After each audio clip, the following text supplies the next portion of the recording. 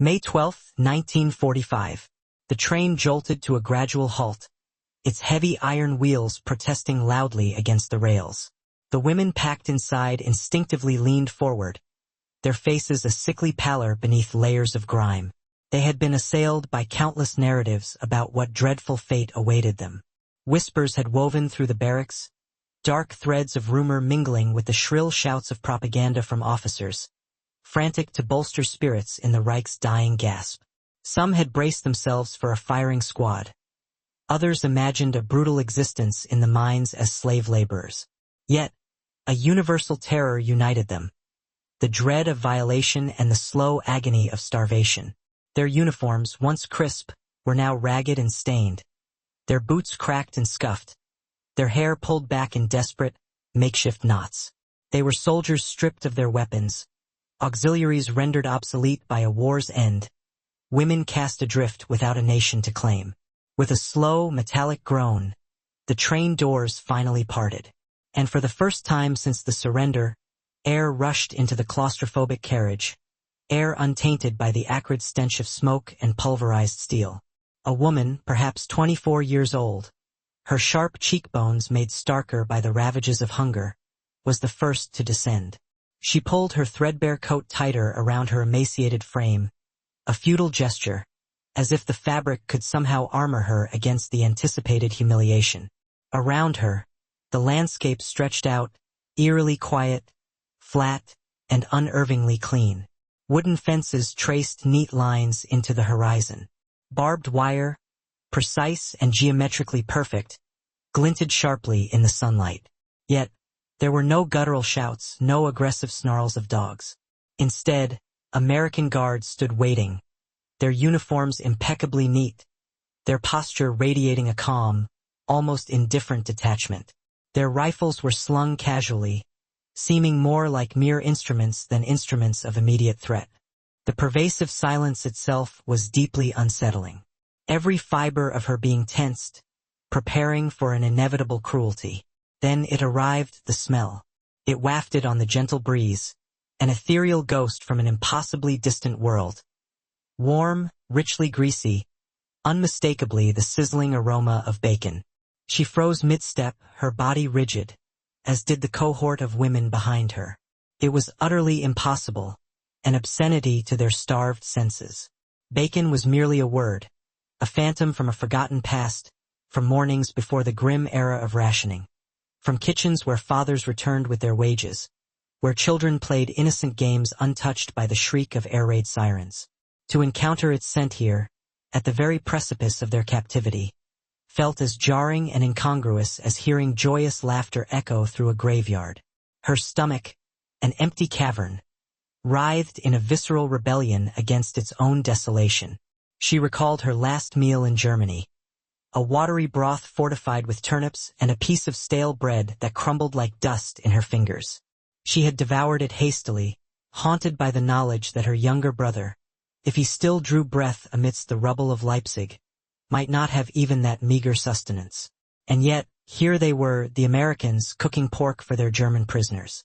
A dizzying cocktail of anger, profound shame, and a strange, reluctant yearning swirled within her. The guards motioned for them to form orderly lines. Their voices, though firm, lacked any trace of cruelty. One guard even ventured a halting phrase in German. "Bitte schnell." The women obeyed, each hesitant step accompanied by the intensifying, almost oppressive, aroma of breakfast. For some, the sensory assault was unbearable. A woman behind her muttered hoarsely, cursing the Americans for what felt like a deliberate mockery, flaunting such unheard-of luxury. Another began to weep, silent tears tracing paths through the grime on her cheeks, her hands trembling uncontrollably against her worn skirt. Yet, despite their overwhelming fear and confusion, none of them could resist the involuntary act of inhaling deeply. The pervasive smell acted as a powerful, irresistible magnet, drawing together their fractured memories and their ravenous hunger into a single, bewildering sensation. Inside the camp, the reality of their new confinement unfolded with an almost theatrical strangeness, defying all expectations. The barracks were simple wooden structures, yet sturdy, with straw mattresses meticulously lined in rows. Sunlight streamed in through clean windows, and buckets of fresh water stood ready for washing, a stark contrast to their recent past. It was certainly no palace, but when measured against the squalor of the basements and bombed-out buildings many had last called home, this camp's orderliness seemed almost unnervingly deliberate. One woman, her voice a bitter whisper, remarked that it reminded her of a boarding school, and despite her cynicism, the words carried a dangerous, almost subversive seed of comfort. The 24-year-old found her gaze fixed on a mess hall, from whose chimney's smoke rose in languid curls. Through its open doors, she caught disorienting glimpses of trays being meticulously set with plates, not crude tin cups or slop buckets, but actual ceramic plates. Her throat tightened, a physical manifestation of her disbelief. She had anticipated being herded like cattle, subjected to curses, and utterly stripped of any remaining dignity. Instead, she witnessed a quiet, almost unsettling efficiency, a discipline maintained without any overt cruelty. She distrusted it profoundly, as did all the others. This immaculate order, this unexpected civility, it had to be a cunning trap, a theatrical performance, a calculated softening before the inevitable lash of brutality. When at last they were finally marched into the hall, their ears were assaulted first by the cacophony of domestic sounds, the insistent crackle and hiss of fat rendering on hot iron pans. Soldiers, yes, actual soldiers, wearing white aprons over their uniforms, stood calmly behind long counters, meticulously turning strips of bacon with metal tongs. The air itself seemed to shimmer with the heat, thick with the scent of salt and smoke, carrying an almost musical rhythm in its mundane, everyday ordinariness. The women shuffled forward, their eyes darting wildly, unable to reconcile their ingrained dread with the utterly baffling absurdity of the scene unfolding before them. Ceramic plates were presented to each of them. On these plates lay generous portions of bread, boiled potatoes, and, to their utter astonishment, a strip or two of golden brown bacon. The 24-year-old stared down at her plate, her hand trembling violently. Her mind reeled. She thought of her mother, who had perished in an air raid 2 winters prior, clutching a faded photograph of her father, a man who had never returned from the brutal Russian front. She recalled the skeletal children she'd seen begging in the ruined streets of Dresden, their emaciated hands reaching desperately for scraps of coal. And now, here, in the hands of the enemy, she was being offered bacon. Her chest ached with a profound, searing confusion. A defiant urge surged within her, an impulse to refuse the food, to spit in its face, to prove that she was not so easily subdued or broken. But her famished body betrayed her resolve. Mechanically, she raised the crisp strip to her lips and bit. The taste was utterly overwhelming. A potent surge of salt, rich fat, and comforting warmth. It flooded her mouth, mingling memory with shame, and a relief so fiercely intense it bordered on grief. Hot, unbidden tears sprang to her eyes. She ate quickly, almost desperately, as if to outpace the return of rational thought. Around her, others mirrored her actions. Some laughed, their tears mingling with the food. Some chewed slowly, reverently, as if convinced the food would miraculously vanish if hurried. Still others, unable to reconcile their wounded pride with their gnawing hunger, simply pushed their plates aside. But for a few suspended moments, the vast room was hushed, save for the rhythmic, primal sound of chewing. An American guard, perhaps 30 years old, leaned against the mess hall doorway, observing them. His uniform was impeccably pressed, his face carefully impassive. But when one of the women looked up, their gazes met, and he offered the smallest, almost imperceptible shrug, a gesture that seemed to convey, "It's simply breakfast." That seemingly innocuous shrug proved more insidious, more dangerous than any weapon. It hinted at the existence of a world where enemies were not necessarily monstrous, where captors were capable of offering genuine kindness. It fractured something profound within the carefully constructed mythology these women had been force-fed for years. When the extraordinary meal concluded, the women were quietly led back to their designated quarters. The 24-year-old lay stretched on her bunk, her eyes fixed on the simple wooden ceiling above. The rich, salty taste of bacon still lingered stubbornly on her tongue. She felt a perplexing duality. Heavier from the unaccustomed food, yet simultaneously lighter, as if an immense, oppressive weight had been momentarily shifted, though not entirely lifted. She couldn't discern if this was genuine generosity or a calculated strategy, if these Americans were to be trusted. Yet one truth resonated with absolute certainty. Her fundamental understanding of the enemy had been irrevocably altered by a single meal. That night, as a fragile silence descended upon the camp, she lay listening to the faint, methodical sounds of guards patrolling beyond the barracks. There were no harsh shouts, no barking dogs, only the steady, rhythmic cadence of boots on the damp soil. She closed her eyes, but sleep proved elusive. The bacon had indeed filled her long empty stomach, yet it had thoroughly unsettled her mind. If the enemy was capable of such order, such nourishment, even of what appeared to be mercy, then what other profound truths might she uncover in this unexpected captivity? The question burned within her, hotter and more insistent than any hunger. As dawn began to break, painting the sky with pale light, the familiar scent returned faintly, carried through the camp on the cool morning wind. She inhaled deeply, a new understanding dawning on her. The war she had now entered was no longer merely a clash of armies or a dispute over borders, but a profound battle of beliefs. She had been indoctrinated to expect unyielding cruelty. Instead, she had been confronted with bacon.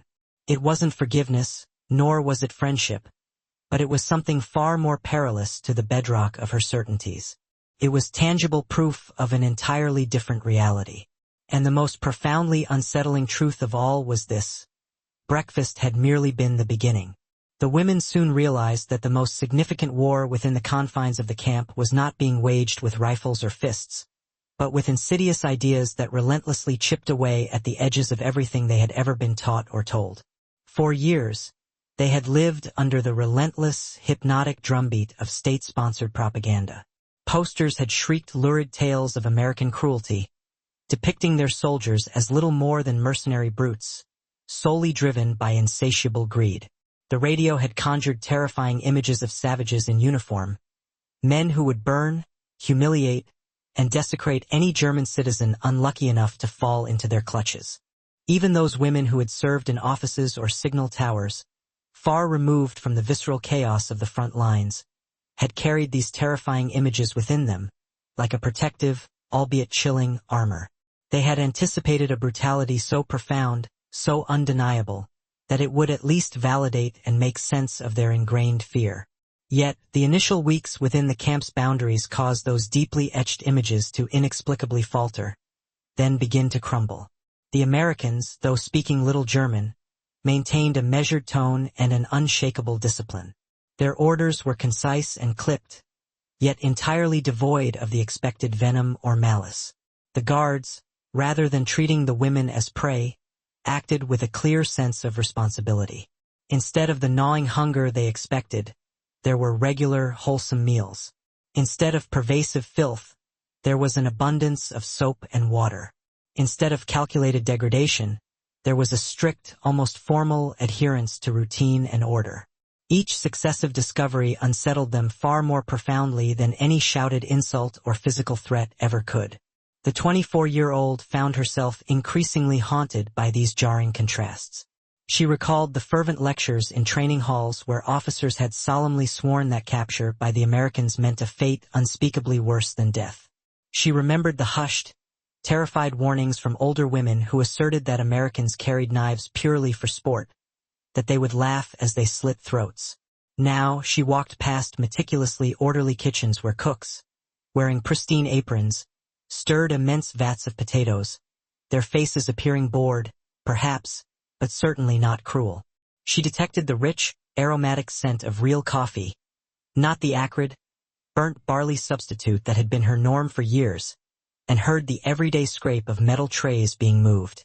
She struggled to determine which was the more agonizing torment: the persistent hunger in her belly, or the ferocious psychological war now raging within her mind. Propaganda had been her unwavering compass, but now its needle spun wildly, hopelessly disoriented. The other women experienced this profound disorientation as well. At night, huddled on their thin mattresses, they spoke in hushed, hesitant tones, meticulously weighing ingrained rumor against undeniable reality. One woman confessed she had fully expected rape the moment they stepped from the train, yet not a single guard had laid an unwelcome hand on her. Another admitted she couldn't tear her eyes away from the bread white, soft, and utterly untainted by the sawdust that had often stretched their meager rations. Bread was supposedly a universal scarcity, yet here it appeared in overflowing baskets, replenished without fanfare or drama. To even acknowledge a sense of relief felt dangerous, almost an act of treason against their suffering families back home. Still, the accumulating evidence was irrefutable. The camp's order was meticulous, deliberate, almost theatrical in its unwavering normalcy. Roll call at dawn. Work assignments for some, lighter duties for others. Inspections conducted not with whips or fists, but with mundane checklists. The guards themselves struck them as oddly young, barely older than the prisoners they oversaw. Their faces smooth and unlined, their boots impeccably shined. They carried themselves with a quiet confidence that stemmed not from aggressive shouting, but from an undeniable inner certainty. For the German women, who had spent years steeped in a world defined by scarcity and constant fear, this placid certainty was as profoundly alien as it was utterly infuriating. The 24-year-old began to observe minute details that gnawed at her consciousness. She watched a guard casually share a cigarette with a comrade, their quiet laughter suggesting the recent World War was merely a distant nuisance, not the shattering cataclysm it had been for her nation. From the officers' quarters, she occasionally heard music drifting faintly from a gramophone, jazzy, playful melodies utterly indifferent to the stark realities of defeat or victory. She also observed as food waste was routinely carried out from the kitchens. Scraps of bacon fat were casually tossed aside, and her chest tightened with a searing ache at the thought of children in Hamburg or Leipzig, who, at this very moment, would likely be fighting each other savagely for such precious scraps. The true cruelty, she realized, lay not in physical blows or enforced hunger, but in the unbearable, undeniable proof that the enemy could revel in such abundance while her own people outside these fences slowly starved. There were moments of irony so exquisitely sharp they felt like a physical wound. On one occasion, as the women queued for their midday meal, a guard attempted to pronounce a German phrase. He mangled it so thoroughly, twisting the words into such an unrecognizable form, that spontaneous laughter burst from several throats before a wave of shame quickly silenced them again. The guard merely grinned, entirely unbothered by their mirth. To laugh at an American, and to survive the act that in itself felt like a profound fracture in the very fabric of the world they had known. Another time, a woman fumbled and dropped her tray, scattering its contents. A young American guard immediately bent down to help her gather the mess. He offered no sneer, no reprimand. He simply shrugged, muttered something unintelligible in his own language, and calmly returned to his post. The woman stood frozen, as if she had just glimpsed a fleeting ghost of a world where simple kindness could somehow transcend the brutal divide of barbed wire fences. Yet, a deep-seated suspicion stubbornly lingered. Surely, they told themselves, this inexplicable civility was merely temporary. Surely, the true cruelty would eventually emerge, once their battered defenses had been lulled into a false sense of security. Some women outright refused the bacon, tearing it into small pieces and leaving it untouched on their plates, as if this act alone could prove their unwavering defiance and their refusal to be deceived. Others, driven by an ingrained scarcity mindset, furtively hoarded bread, slipping crusts into hidden pockets as a desperate safeguard against the possibility that this perplexing abundance might suddenly vanish. The 24-year-old wrestled internally, striving to balance her wounded pride with the primal instinct for survival, constantly reminding herself that to accept sustenance was not necessarily to accept defeat. Still, each mouthful tasted bittersweet, imbued with the bitter tang of betrayal of the regime that had so thoroughly lied to her, and betrayal of the countless civilians still starving across their ruined Germany. At night, The camp's lights cast a steady, unwavering glow against the encroaching darkness. Beyond the barbed wire lay a continent in utter ruins, yet within its confines, there existed an almost bizarre order, predictable routine, and even a semblance of safety.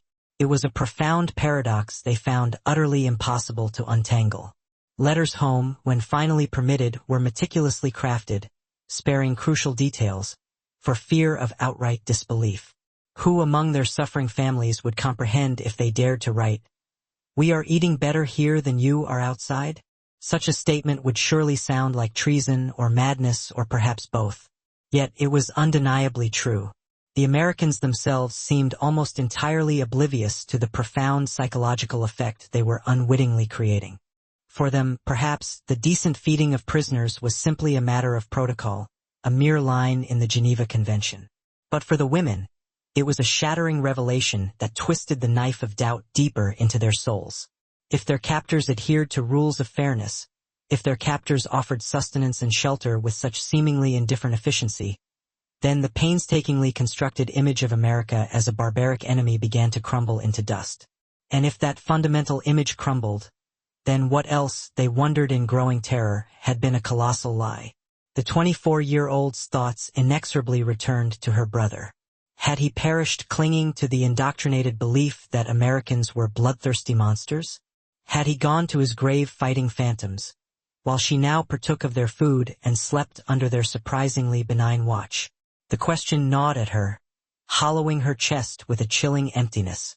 She couldn't voice such a treasonous thought aloud, not even to the women sharing her bunk.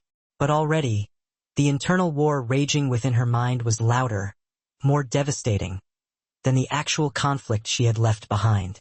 And so the days unfolded, each carefully provided meal serving as a stark, undeniable reminder that their old world, with its fixed certainties, was irrevocably gone.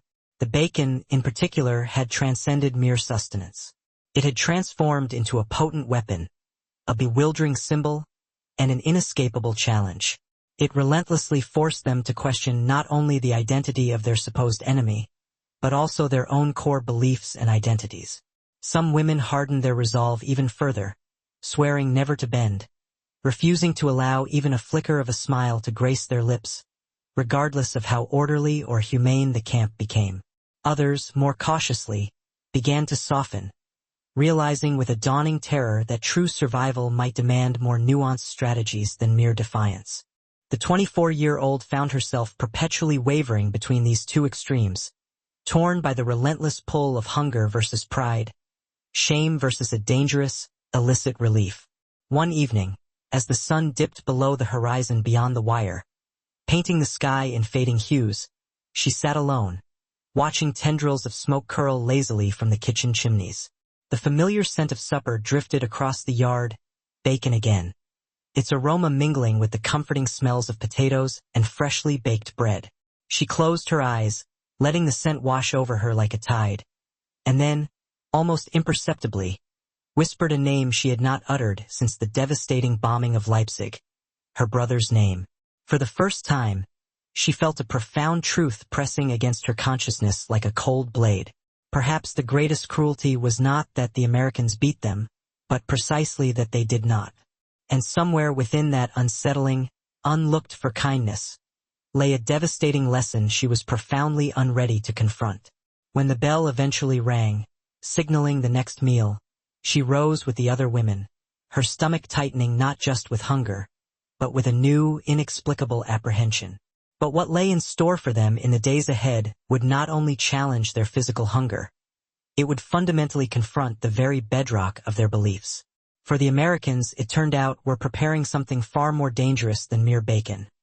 They were preparing ideas. Mornings in the camp typically commenced with the familiar, jarring clang of the bell and the rhythmic scrape of boots across the gravel yard.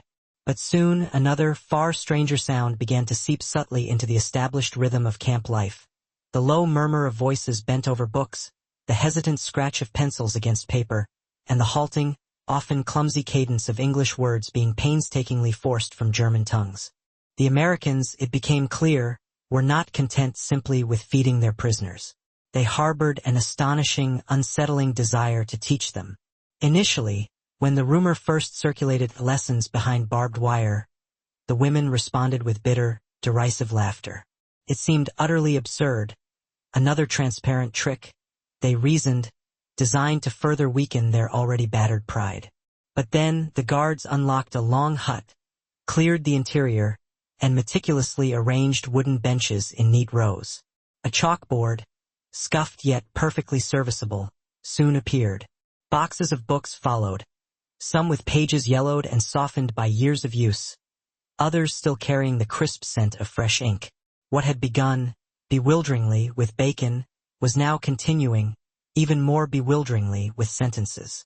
The 24-year-old entered the makeshift classroom with a palpable reluctance. Her arms clutched tightly across her chest as if to physically shield her vulnerable spirit. Around her, the other women shuffled with an equally profound suspicion, their eyes nervously darting toward the worn blackboard where an American sergeant had scrolled a single, stark word in white chalk: freedom. He underlined it twice, then offered a slight smile, as if the very meaning of the word were a potent form of nourishment. The women exchanged uneasy glances, intensely wary of the profound, and potentially dangerous, implications such a word might demand of them.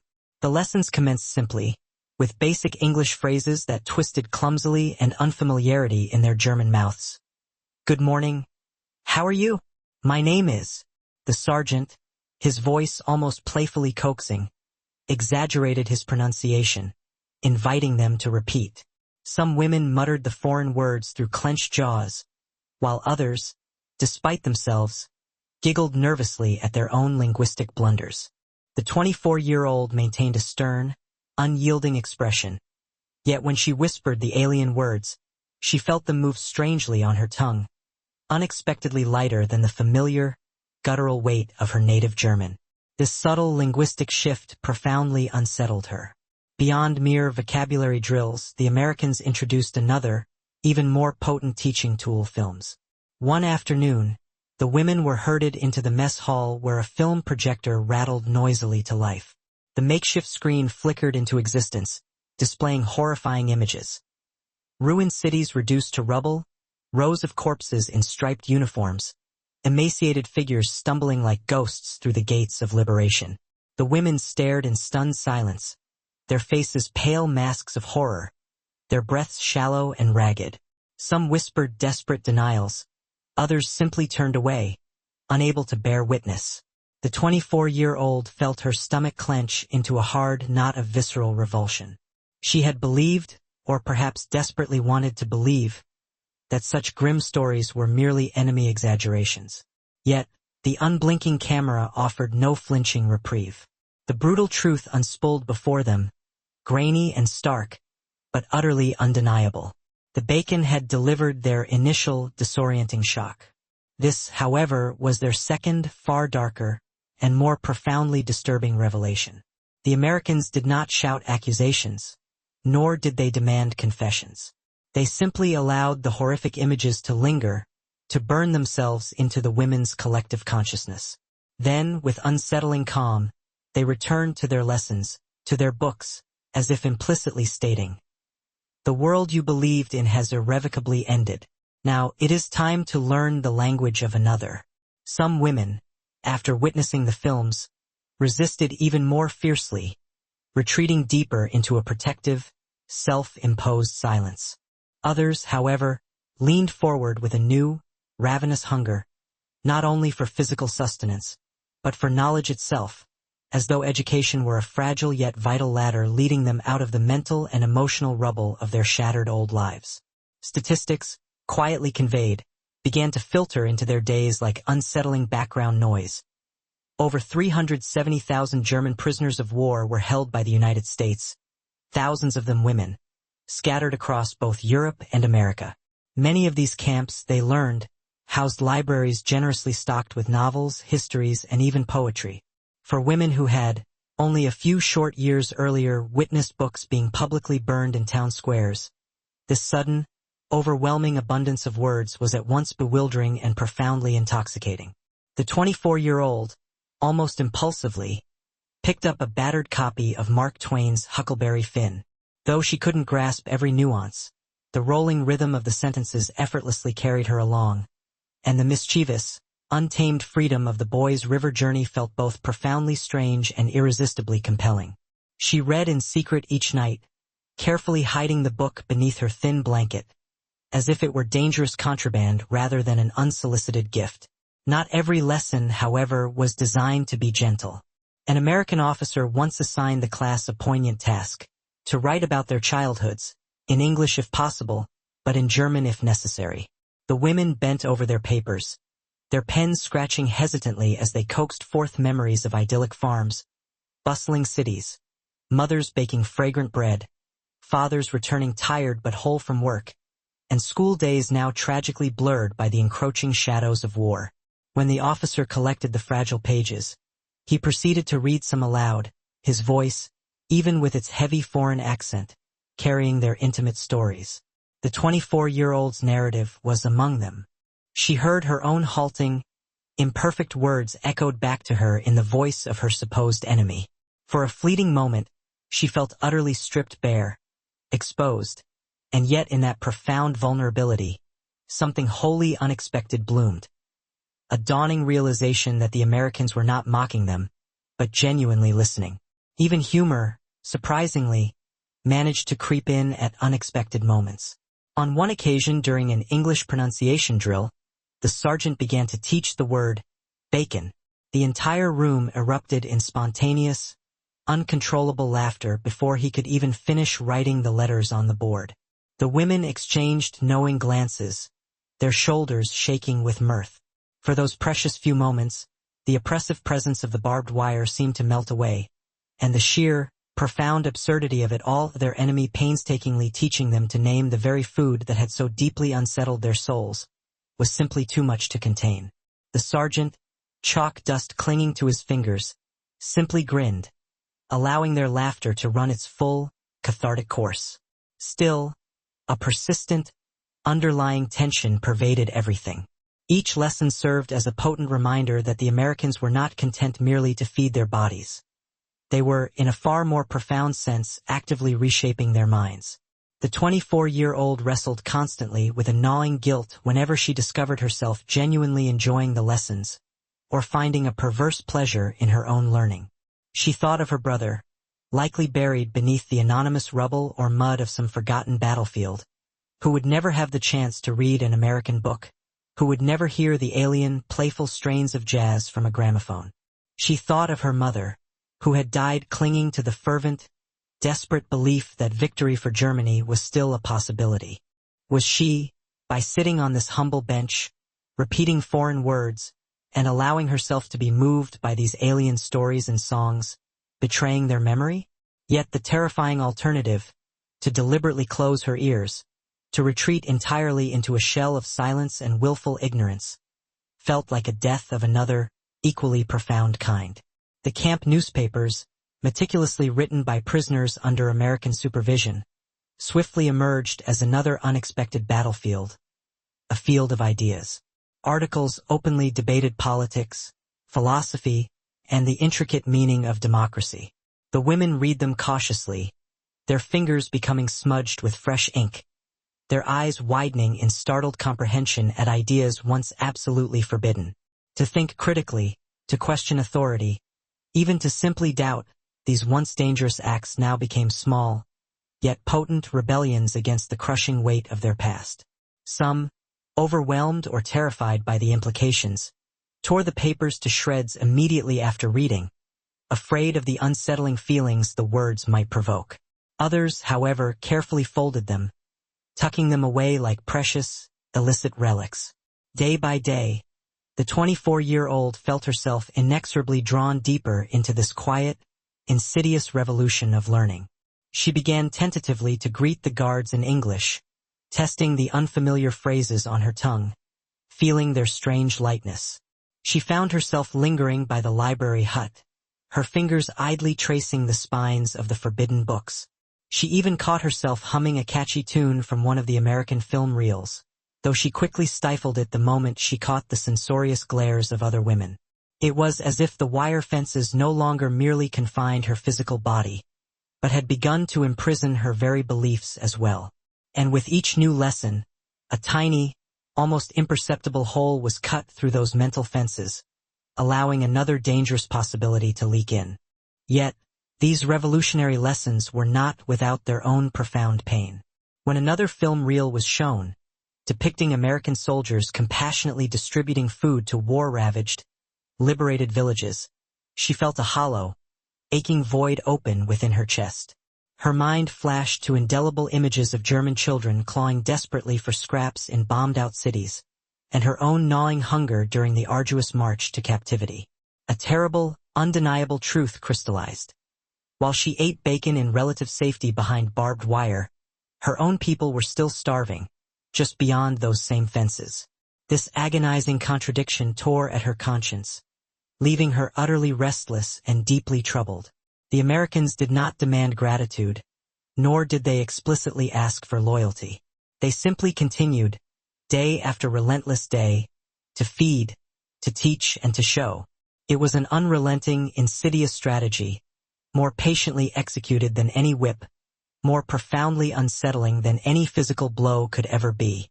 The 24-year-old slowly began to grasp a terrifying truth. The Americans' most potent weapon was not their formidable rifles, but their unwavering certainty that the idea that knowledge itself possessed the power to shatter the fetters of the past began to take root.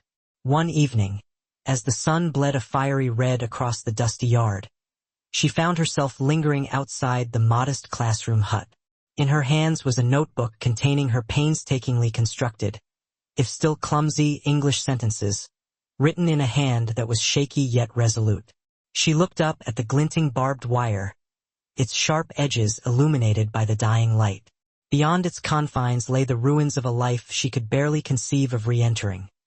Within, however, were lessons she was not yet ready to admit she truly yearned for. For the first time, she wondered not what future actions the Americans might inflict upon her, but rather the profound transformation they were already orchestrating within her very being. And when the bell rang again, summoning them back to the hut for another lesson, she paused, her feet feeling impossibly heavy, caught in a delicate balance between a lingering sense of defiance and an undeniable pull of curiosity. But as she eventually stepped forward, a new understanding dawned upon her. The nature of the war had subtly but significantly shifted once again. No longer merely a conflict of weaponry or even overt propaganda, it had become an insidious struggle for the very landscape of her imagination.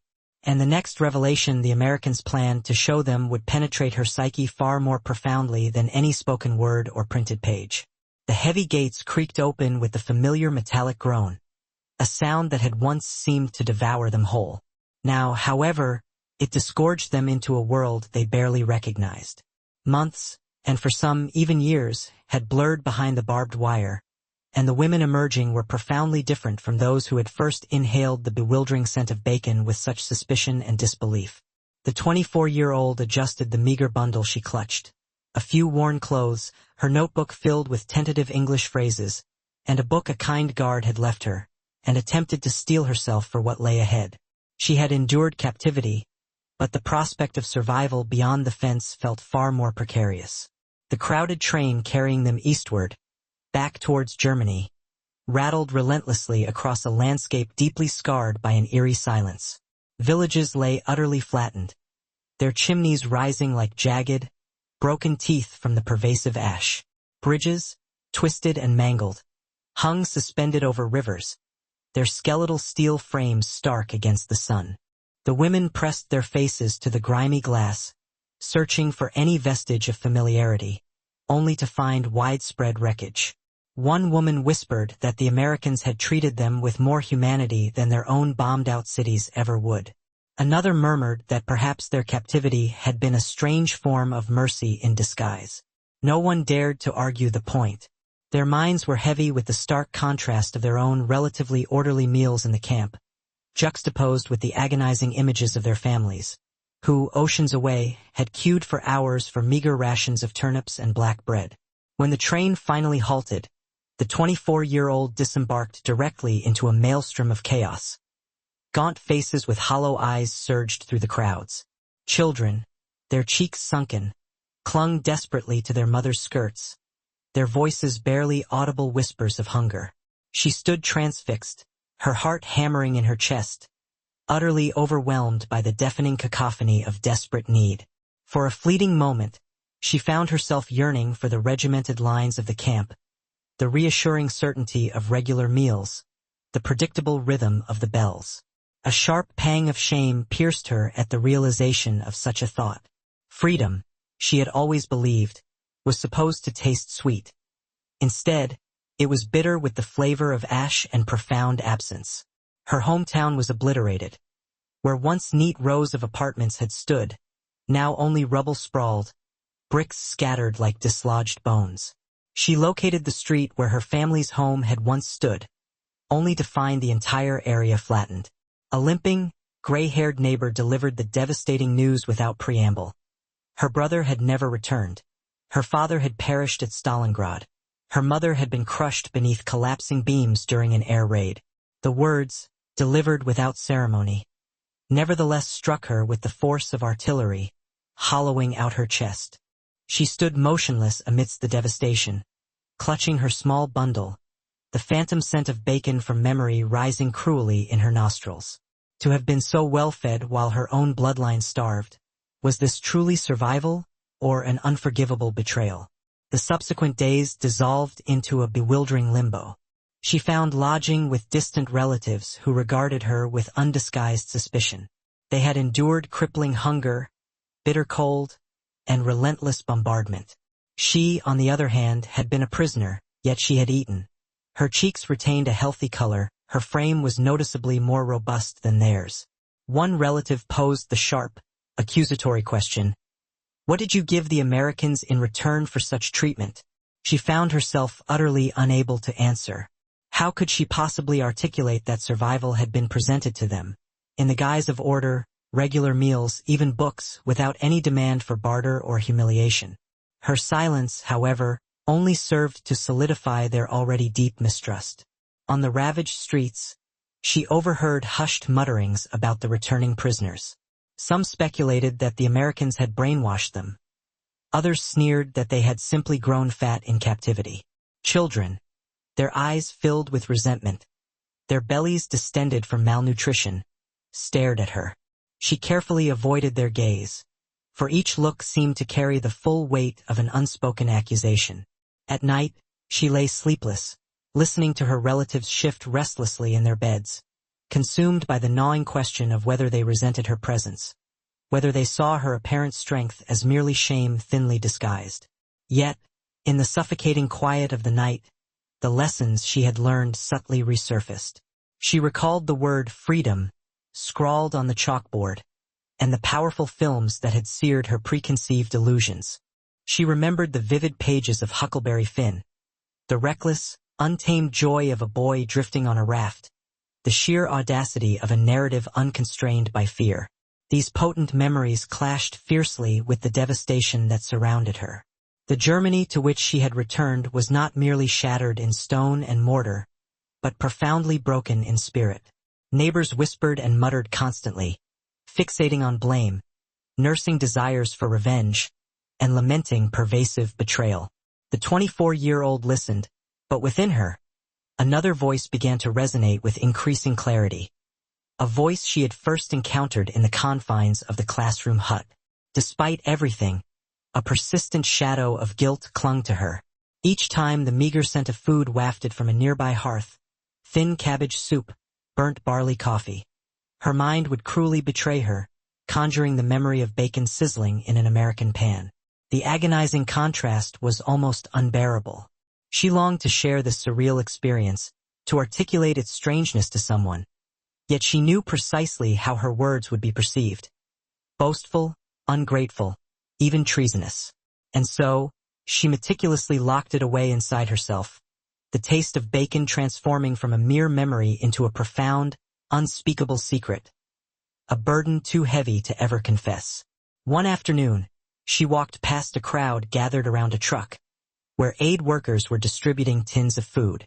Children scrambled frantically, while women, their arms emaciated, stretched them out hopefully. She remained at the edge, clutching her bundle tightly, until a man in a foreign uniform extended a can to her. She stared at the label, American. The simple word caused her throat to constrict painfully. The war was officially over, yet once again the very enemy was feeding her people. An impulse to scream, to hurl the can into the surrounding rubble, surged through her, but her hands remained stubbornly clamped around it. She carried it home, where her relatives eagerly tore it open, greedily scraping its contents into a pot, showering praise upon the Americans for their unexpected abundance. She remained silent, yet a profound shift occurred within her. The enemy had sustained her in captivity. Now they were sustaining her people amidst utter ruin. This undeniable pattern could no longer be ignored. As weeks slowly unfurled, she resumed writing in her notebook.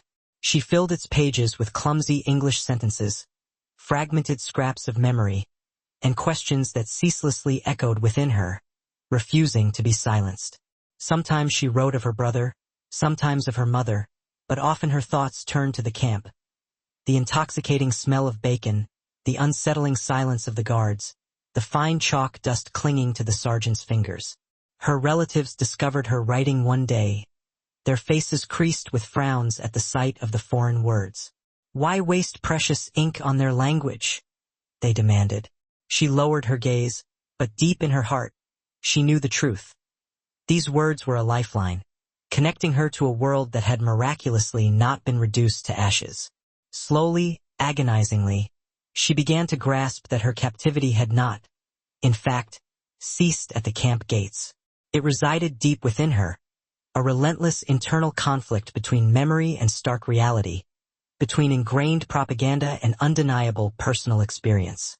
Her body was free, yet her mind remained bound, perpetually torn between a profound loyalty to the dead and the undeniable, unsettling truth of what her own eyes had witnessed. The bacon, the books, the films, they had not merely sustained her, they had fundamentally transformed her. She understood, with a painful clarity, that she could not return to her former state of ignorance, no matter how desperately she might wish to. One evening, she once more made her way to the skeletal remains of her street. The sun dipped low, casting elongated shadows across the jagged, broken bricks. She found a fallen stone to sit on, opened her notebook, and with a deliberate hand, wrote a single sentence in English. I am still alive. The words appeared delicate on the page, yet within her, they resonated with a strength far greater than any uniform she had ever worn. She closed the book, pressing it firmly against her chest, and allowed the heavy silence of the ruins to envelop her. The ghost of bacon lingered on her tongue, no longer merely food, but a potent symbol, both a miraculous gift and a searing curse.